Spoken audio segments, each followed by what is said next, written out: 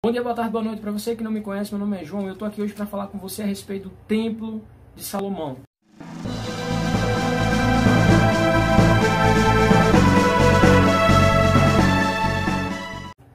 E por que eu estou aqui hoje para falar com você a respeito disso?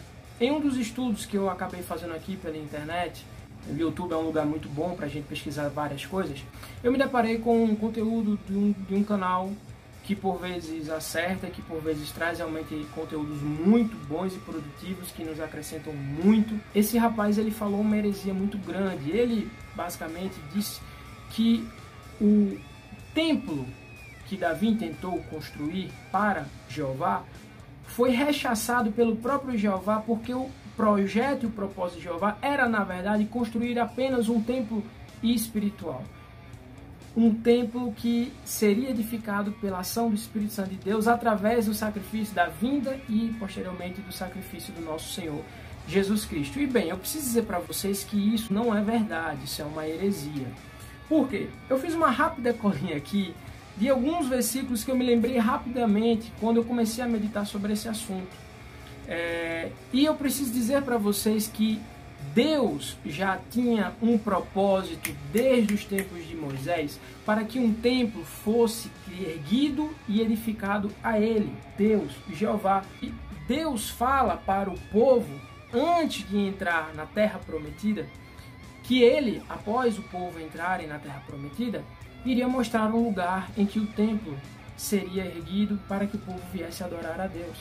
E aqui cabe lembrar para vocês que Davi, ele, quando intentou em seu coração construir um templo, ele não intentou construir um templo para que a glória fosse humana, para que ele olhasse o templo, e assim como Nabucodonosor falou em seu coração acerca da Babilônia, que ele havia ajudado a construir e edificar, Davi o que queria era tão somente criar um local de adoração para o Senhor. E aí Davi decide então edificar um templo ao Senhor Jeová. Porém, o profeta Natan é enviado até Davi e adverte Davi de que ele não poderia realizar o intento que havia nascido no seu coração, porque Davi era um homem cujas mãos eram manchadas de sangue. Davi era um homem guerreiro. Todos esses relatos, na verdade, você vai encontrar em 1 Crônicas capítulo 22.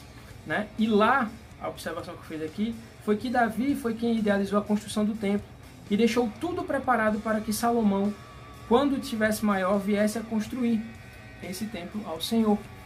Aí você pode dizer, não, então, mas por que Salomão falou isso? Bem, porque quando o profeta Natan vai até Davi e o adverte de que ele não poderia construir o templo porque as suas mãos eram mãos manchadas de sangue, o profeta fala que ele, Davi, era um rei guerreiro, mas que dele Deus iria suscitar um homem, que era Salomão, que seria um governante de paz.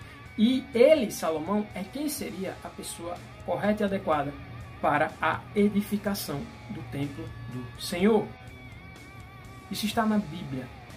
E meu irmão e minha irmã, nós precisamos ter muito cuidado com essas informações que são constantemente jogadas. Porque às vezes a pessoa ela tem um excelente domínio de algum fato, alguma circunstância histórica, mas erra na doutrina.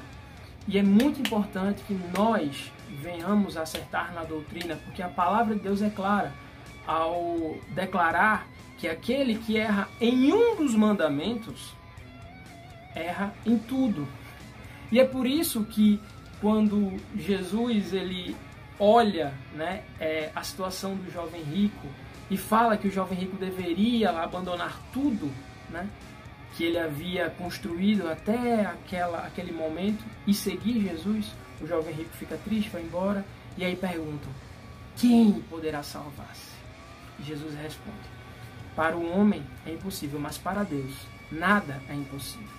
Porque nós não somos salvos mediante as nossas ações. As nossas ações precisam ser acompanhadas de obras, porque nós precisamos ser imitadores de Cristo.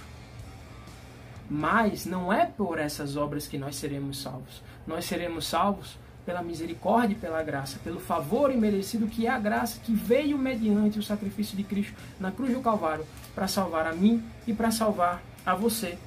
E as pessoas que muitas vezes, infelizmente, erram nessa ideia de que Davi ele foi impedido porque a casa de Deus é uma casa espiritual e não uma casa física, eu quero primeiro advertir essas pessoas que elas tomem cuidado, porque a Bíblia fala que Deus ele trará juízo sobre aqueles que deturparem a palavra do Senhor. E além disso, nós precisamos também lembrar que é importante a existência de um tabernáculo para o Senhor. Não que isso seja condição indispensável para que o Senhor Jesus, para que Jeová seja adorado. Não, não é. Porque uma igreja, a estrutura física de uma igreja, ela pode existir. Mas ela só será de fato uma igreja completa quando houverem pessoas dentro daquele estabelecimento com um único propósito, com um único projeto, que é adorar ao Senhor Deus Todo-Poderoso. Imagine também agora 20, 30, 40, 50, 100 pessoas na beira de uma praia, na beira do mar, adorando, louvando e cultuando ao Senhor. Eles não estão num templo físico construído por mãos humanas, mas eles ali são igreja, porque é o que a Bíblia fala: onde estiverem 2 ou mais reunidos em meu nome, eu ali também estarei. E os próprios discípulos, os próprios apóstolos de Cristo, eles instituíram a organização que nós conhecemos hoje como igreja. Em um caráter mais primitivo, a Igreja Católica. Mas um caráter mais contemporâneo é o modelo de igreja que nós temos hoje. E aqui, por final, para encerrar, para que o vídeo não fique maior, eu quero somente pedir um favor a todos aqueles que são contra a igreja ou os templos. Não seja contra os templos. Seja contra os falsos profetas que se levantam muitas vezes dentro ou fora desses templos. Porque, não, ao meu ver, não existe diferença nenhuma entre um falso profeta que está dentro de um templo pregando heresias, como uma pessoa que diz que é completamente contrária à existência de um templo feito por mãos humanas, que foi feito por mãos humanas porque Deus capacitou o homem para isso. Então, não há diferença nenhuma entre uma pessoa que está dentro da igreja pregando heresia como uma pessoa que está fora da igreja, que odeia essa ideia de igreja física construída por mãos humanas, mas que também fica propagando vãs doutrinas aqui na internet. A Bíblia é o nosso manual. A Bíblia é o que nós devemos seguir. E não as ideias que nós podemos encontrar em vários outros livros, ou as suposições que nós podemos ter, as ideias que nós podemos despertar através de estudos corriqueiros cotidianos ou paralelos. A Bíblia é a principal fonte que nós devemos beber e é ela que nós devemos seguir. Da mesma forma, diferentemente disso, na verdade, nós temos uma situação totalmente diferente, a título de exemplo, que é a seguinte: